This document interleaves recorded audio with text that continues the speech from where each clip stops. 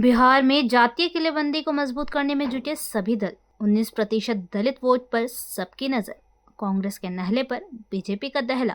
JDU भी कर रही तैयारी। आइए जानते हैं खबर को विस्तार से। बिहार में होने वाले विधानसभा चुनाव में जीत का परचम लहराने के लिए सभी पार्टियों ने तैयारियां शुरू कर दी हैं।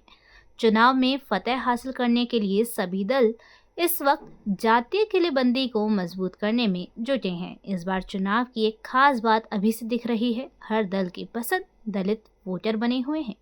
प्रदेश में दलितों की आबादी करीब 19% है और दलितों के लिए 38 विधानसभा सीट सुरक्षित हैं। इस तरह से दलित मतदाता सत्ता बनाने और बिगाड़ने की ताकत रखते हैं। 2020 में एनडीए ने 21 सीटों पर जीत हासिल की थी। हालांकि ये सीटें पिछले चुनाव के मुकाबले काफ़ी कम थीं।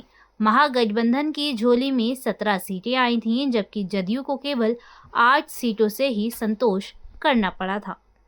बता दें कि प्रदेश के दलित वोट बैंक पर लंबे समय तक ये कांग्रेस का वोट बैंक हुआ करता था, लेकिन 90 के दशक में अगड़े बनाम पिछड़ों की लड़ाई में दलित वोटर राजद के साथ खड़ा हो गया। इसके बाद लालू रामविलास पासवान अलग हुए और नीतीश कुमार ने भी अपनी पार्टी बना ली।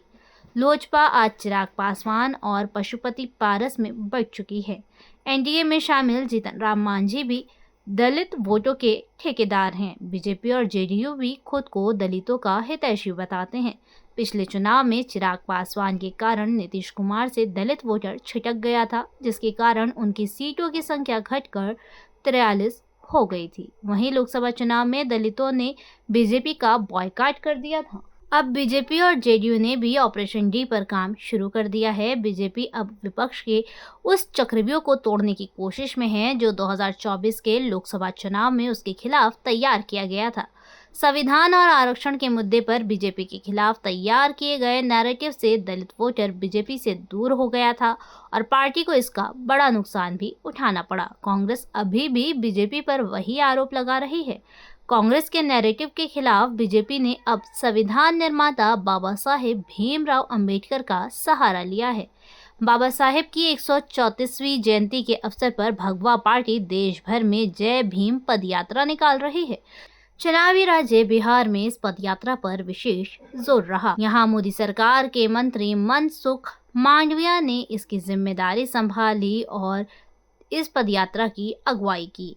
जेडीयू की ओर से भीम संवाद का कार्यक्रम किया जा रहा है, जिसमें मुख्यमंत्री नीतीश कुमार मुख्य रूप से शामिल हो रहे हैं। बाबा साहेब की जयंती के दिन जदयू नेता और कार्यकर्ता अपने घरों पर दीप जलाकर अशिक्षा रूपी अंधकार को दूर करने का संकल्प ले रहे हैं। पहले ये कार्यक्रम गांधी मैदान में होना था, लेकिन बाद में कार्यक्रम स्थल का बदलाव हुआ। जेडीयू की ओर से इस कार्यक्रम को लेकर राजधानी पटना में बड़े बड़े पोस्टर बैनर लगाए गए। इनमें लिखा स्लोगन "हाँ हम दलित हैं" लोगों को काफी आकर्षित कर रहा है। वहीं कांग्रेस ने विधानसभा चुनाव से ठीक पहले स्वर्ण नेता अखिलेश प्रसाद सिंह को हटाकर दलित नेता राजेश कुमार राम को प्रदेश अध्यक्ष की जिम्मेदारी सौंपकर बड़ा दाव दिया। इतना ही नहीं, कांग्रेस ने प्रदेश के दिवंगत दलित नेताओं की लिस्ट तैयार की है और पहली बार जयंती पर भव्य कार्यक्रम आयोजित कर रही है। इन कार्यक्रमों में राहुल गांधी को भी बुलाया जाता है। राजद की ओर से दलित वोट बैंक में सेंधमारी की कोशिश की जा रही है। महागठबंधन में शामिल वाम दलों और मुकेश सहनी भी दलितों के सहारे ही अपनी राजनीति चमकाने की कोशिश कर रहे हैं। अब आने वाला वक्त ही बताएगा कि दलित किसकी नैया पार लगाते हैं। धन्यवाद।